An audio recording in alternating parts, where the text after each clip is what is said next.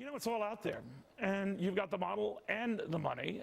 Well, Cedric, Leighton says this is hackers' golden opportunity, and again, a perfectly legal way to seize on that opportunity by doing then some illegal stuff. Explain, Cedric.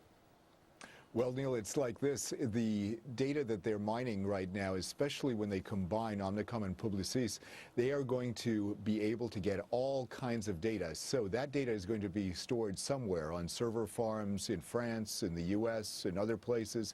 And that data, if it is not encrypted properly, is going to be able to be hacked.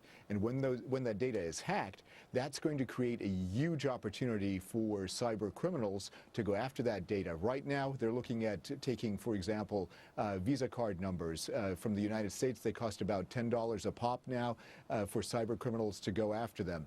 European credit cards are worth $50. That's just the beginning. If this happens and we don't have proper privacy safeguards, what you're going to end up having is a lot of data breaches and a lot of work in the underground economy selling the kind of data that these advertisers and the stores that they serve are going to be using. So it's going to be a huge deal for the hacking community, and it's going to potentially cost millions of people a lot of time, a lot of money, and potentially their privacy.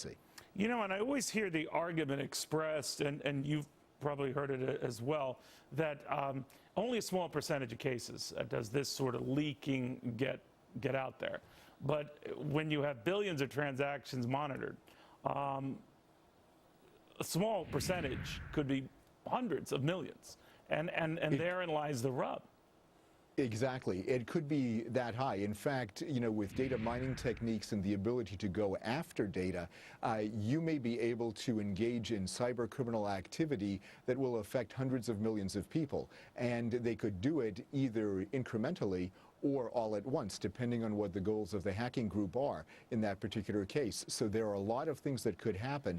They could drain bank accounts, they could go in and they could alter people's medical records, they could go in and alter purchasing requests, things of that nature that could have a significant effect on the economy as a whole. So it could affect both individual consumers as well as the greater economy. And it's a very serious issue that needs to be addressed from the standpoint of laws, regulations, and oversight.